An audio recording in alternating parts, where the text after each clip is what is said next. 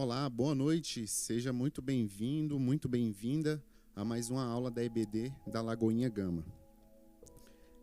Para você que está nos acompanhando hoje nós vamos tratar sobre os dons do Espírito. Na realidade, nós estamos dando continuidade ao tema, à série Dons do Espírito. Para você que não acompanhou as outras aulas, nós já falamos sobre discernimento de espírito, profecia, conhecimento, palavra de sabedoria.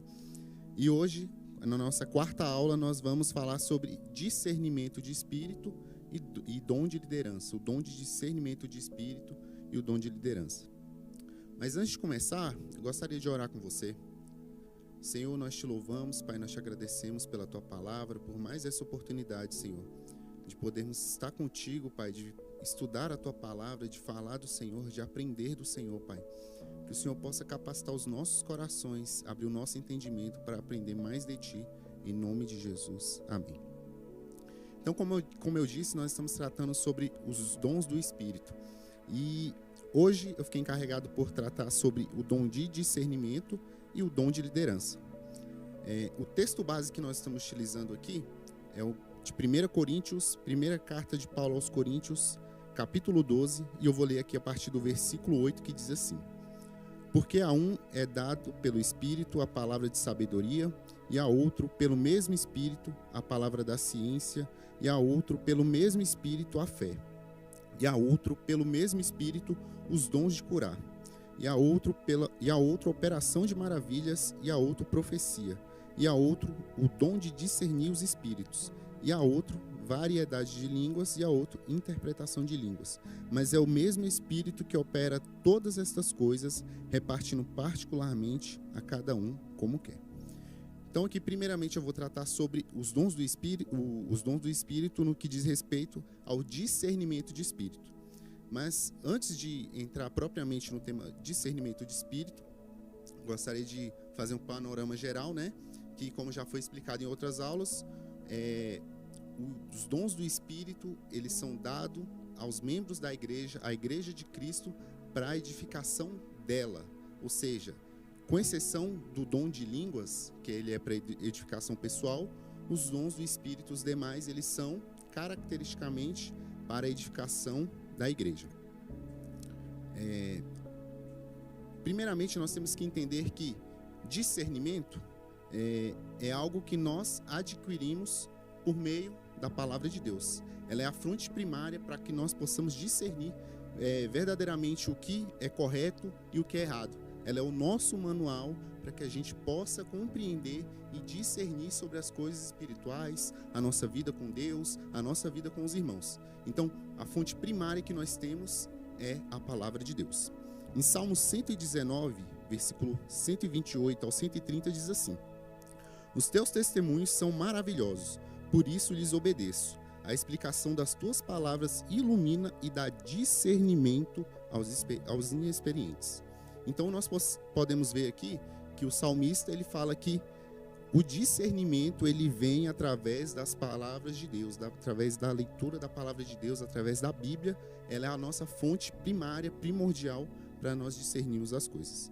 Um outro texto que eu queria citar aqui é Salmo 119, versículo 99, que diz assim: Tenho mais discernimento que todos os meus mestres, pois medito nos teus testemunhos. Aqui o salmista reforça mais uma vez a importância de como a palavra de Deus, ela é a nossa fonte, ela é aquilo que nós devemos buscar primariamente para que nós possamos discernir acerca das coisas do reino de Deus.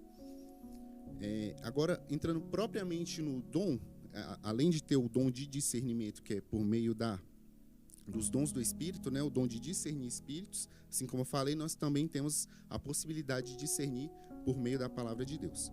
Mas agora falando propriamente do dom de discernimento de espíritos, como eu li aqui em 1 Coríntios 12, no versículo 10, que diz assim: E a outra a operação de maravilhas, e a outra profecia, e a outra o dom de discernir os espíritos. A palavra discernimento usada aqui em 1 Coríntios 12, versículo 10, é a palavra grega diacrisis, que significa uma discriminação clara, uma distinção, um julgamento. Então, o autor, o autor que ele utiliza essa palavra grega diacrisis, quer dizer uma discriminação clara, um julgamento, uma distinção. Então, quem tem o dom de discernimento de espírito consegue distinguir, consegue saber, identificar se determinada situação ela provém de Deus ou se ela não provém de Deus. E assim eu vou explicar mais na frente. Essa palavra grega, ela também é utilizada em Hebreus, capítulo 5, versículo 14, que diz assim: mas o alimento sólido é para os adultos, os quais, pelo exercício constante, tornam-se aptos para discernir tanto o bem quanto o mal.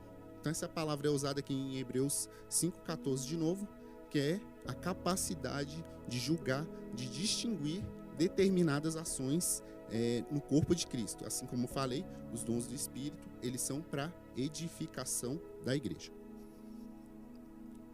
Assim, o discernimento de espírito é a capacidade que a igreja tem, por meio do Espírito Santo, desse dom do Espírito Santo, para discernir a fonte de determinada ação, a fonte por detrás de determinada ação. Então, é um conceito que eu posso trazer. Então, repetindo, discernimento de espírito é a capacidade que a igreja tem, por meio do Espírito Santo, de discernir a fonte por trás de uma ação. Então, a pessoa que tem um discernimento de espírito, ela consegue distinguir se aquela ação, ela verdadeiramente provém de Deus ou não.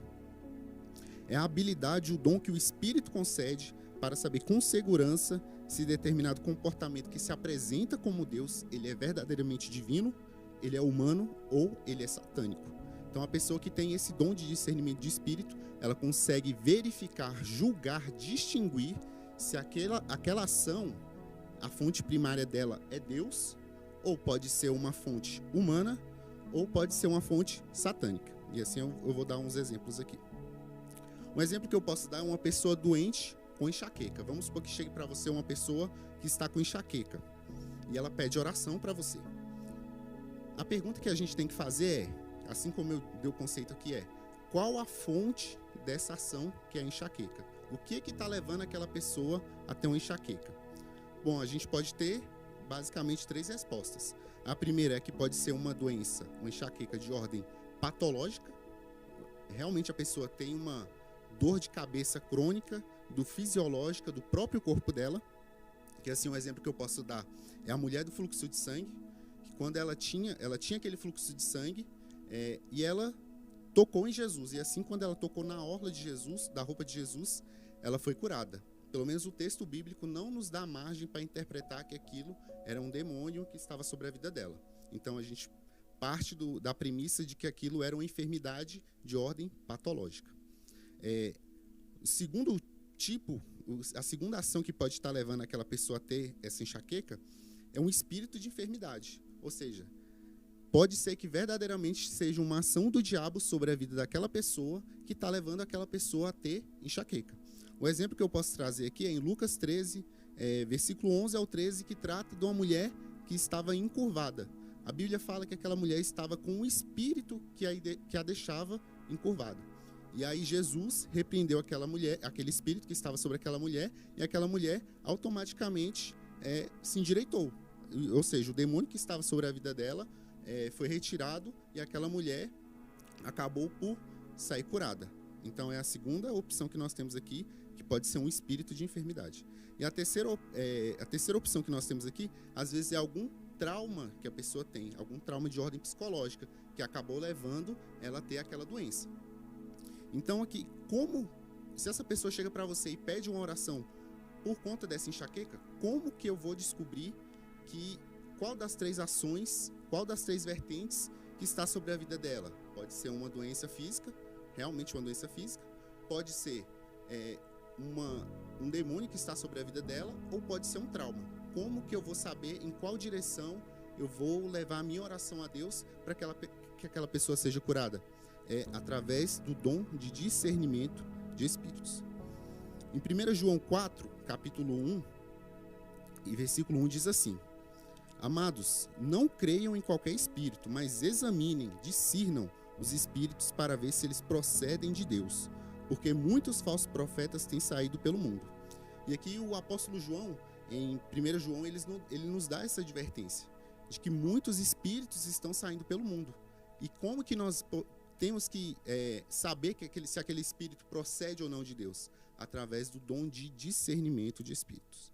Então, muitas das vezes, aquilo que nós olhamos visivelmente, nós não vamos descobrir a ordem daquela situação, se ela realmente provém de Deus ou não. Aos olhos visíveis, a gente não consegue saber. E é através do dom de discernimento de espíritos que nós vamos saber a origem daquela ação, a fonte daquela ação que está levando aquela determinada aquela doença, enfim. Quais são as funções do dom de discernimento de espírito na igreja? A primeira função que eu posso citar aqui é afastar os falsos ensinos e os falsos mestres. Eu quero ler com você em 1 Timóteo capítulo 4, versículo 1 e 2, que diz assim: mas o Espírito expressamente diz que nos últimos dias apostatarão alguns da fé, dando ouvidos a espíritos enganadores e à doutrina de demônios, pela hipocrisia de homens que falam mentiras, tendo cauterizado a própria consciência. Então, a pessoa que tem... o apóstolo Paulo aqui, ele adverte Timóteo de que nos últimos dias entrarão pessoas no seio da igreja e levarão os membros da igreja a se desviarem, a apostatarem da fé, a abandonarem a Cristo. E a pessoa que tem o dom de discernimento de espírito, ela vai conseguir compreender, analisar, julgar se aquele líder, aquela pessoa que está ali na frente, ela realmente é uma pessoa ungida por Deus, separada por Deus para fazer a sua obra, ou se ela é uma pessoa usada pelo diabo, ela é um falso profeta para desviar os membros da igreja. Então, o primeiro propósito que nós temos aqui com o dom de discernimento de espírito é afastar os falsos ensinos e os falsos mestres. O segundo texto que eu queria ler com você é 2 Pedro capítulo 2, versículo 1 e 2, que diz assim: assim como surgiram falsos profetas no meio do povo, também haverá falsos mestres entre vocês. Eles introduzirão heresias destruidoras, chegando a renegar o soberano Senhor que os resgatou, trazendo sobre si mesmos repentina destruição. E muitos seguirão as suas práticas libertinas, e por causa dela, o caminho da verdade será difamado. Então aqui é o apóstolo Pedro, na segunda carta de Pedro à igreja, ele nos adverte sobre esses falsos profetas, que eles são pessoas que vão estar no meio do povo, eles vão colocar heresias no meio da igreja e vão renegar até o próprio Cristo, a obra de Cristo. E através do dom de discernimento de espíritos, que nós, como povo de Deus, saberemos se aquela pessoa ela é separada por Deus, assim como eu disse, se ela é uma pessoa usada por Deus ou se ela está sendo usada para corromper a igreja, para fazer isso aqui que o apóstolo Pedro fala. A segunda função que eu queria destacar aqui, e eu acho que é uma das mais importantes, é a luta contra o engano nos fins dos tempos. Então, o dom de discernimento de espíritos, ele vai ajudar na luta contra o engano dos fins dos tempos. Eu queria ler com você Mateus capítulo 24, versículo 4 e 5, que diz assim: tenham cuidado para que ninguém os engane, porque muitos virão em meu nome dizendo, eu sou o Cristo, e enganarão a muitos. E aqui em Mateus capítulo 24, os discípulos perguntam a Jesus sobre o que acontecerá quando Jesus estiver vindo. O que acontecerá? Quais serão os sinais da vinda de Cristo? E aqui um dos sinais que Jesus fala é que muitos virão em seu nome dizendo que são Cristo. E por que eu disse que talvez esse seja um ponto importante para os fins dos tempos? A gente vai ler rapidinho. Jesus está advertindo os discípulos sobre os finais dos tempos e tudo aquilo que acontecerá nos sinais de sua vinda. Ele admoestou os discípulos sobre esses falsos cristos que entrarão no seio da igreja e virão em seu nome. Os falsos cristos são aqueles que manipulam o povo para ouvir a sua própria voz. Diferente daquela pessoa separada por Deus, daquela pessoa ungida por Deus, daquela pessoa que verdadeiramente foi escolhida por Deus para levar o povo, para direcionar o povo, a voz de Cristo. O falso profeta, o falso Cristo, ele leva o povo de Deus a ouvir a própria voz dele. Ao invés de levar a pessoa a ouvir a voz de Cristo, ele leva a ouvir a própria voz dele, manipulando, buscando benefício próprio, enfim. O outro texto que eu queria ler com vocês aqui, sobre a luta contra o engano nos fins dos tempos, é ainda em Mateus 24, versículo 23 e 24, que diz assim: Então, se alguém disser a vocês, olhem, aqui está o Cristo, ou ali está ele, não acreditem, porque surgirão falsos cristos e falsos profetas, operando grandes sinais e prodígios para enganar, se possível, os próprios eleitos.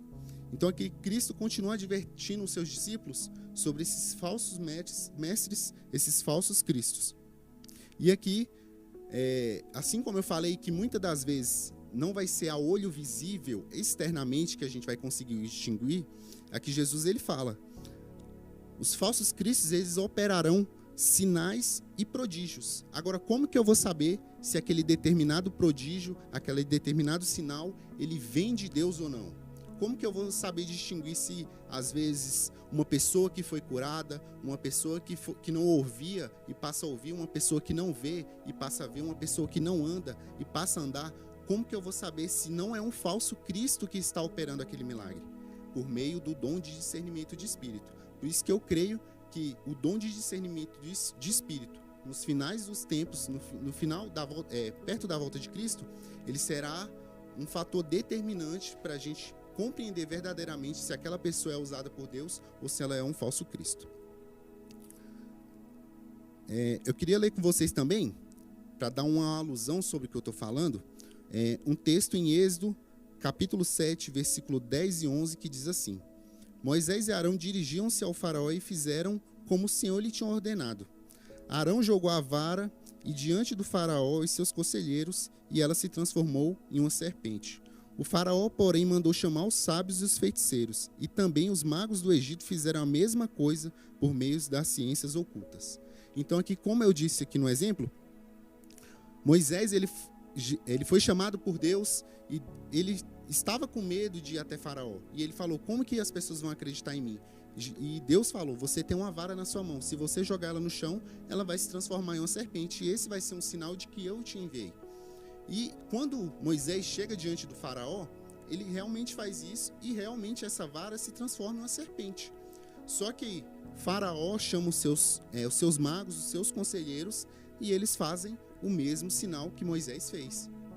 Então, se eu olhar externamente, os dois fizeram praticamente a mesma coisa. Agora, a ação, a fonte por detrás daquela ação é que é a diferença. De um lado, Moisés fez aquela ação por conta de Deus, do poder de Deus, e os magos fizeram por conta da obra de Satanás.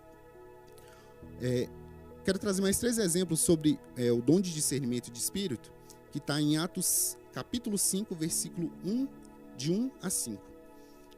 Traz a história de Ananias e Safira. Eu quero ler aqui com vocês, Atos, capítulo 5,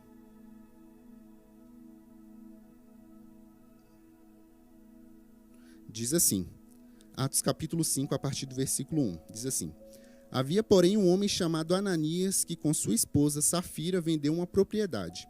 Levou apenas parte do dinheiro aos apóstolos, mas com a aprovação da esposa, afirmou que aquele valor era o valor total e ficou com o resto. Então Pedro disse: Ananias, por que você deixou Satanás encher o seu coração? Você mentiu para o Espírito Santo quando guardou parte do dinheiro para si. A propriedade não era para vender, a propriedade era sua para vender ou não, como quisesse. E depois de vendê-la, o dinheiro também era seu, para entregar ou não. Como pôde fazer uma coisa dessas? Você não mentiu para nós, mas para Deus. Assim que Ananias ouviu essas palavras, caiu no chão e morreu. Um grande temor se apoderou de todos que souberam o que havia acontecido. Então Pedro, ele utilizou o discernimento. Como que ele sabia se Ananias estava mentindo ou não? Através do dom de discernimento de espírito. Um outro verso que eu quero ler com vocês aqui está em Atos 16, versículo 16, que diz assim: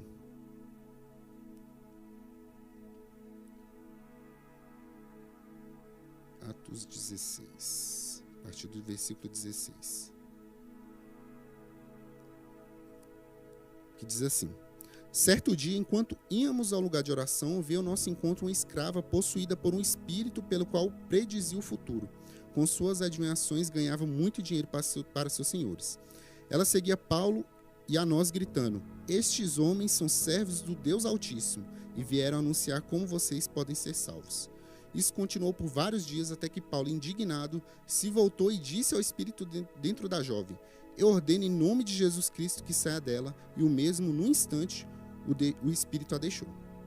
Aqui, se a gente olhar aparentemente, aquela moça estava ajudando Paulo e os seus discípulos, porque ela fala que esses homens são servos do Deus Altíssimo e vieram anunciar como vocês podem ser salvos. A princípio, quem olhava externamente podia ver que aquela pessoa estava ajudando Paulo a evangelizar aquela cidade.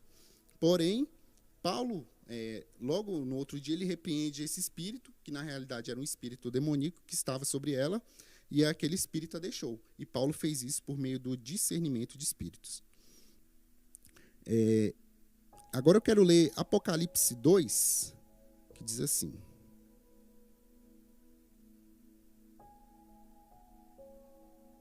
Apocalipse 2, que diz assim, versículo 1 e 2.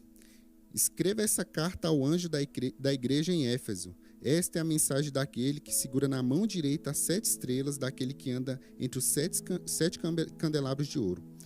Sei de tudo que você faz, vi seu trabalho árduo e a sua perseverança, e sei que não tolera os perversos.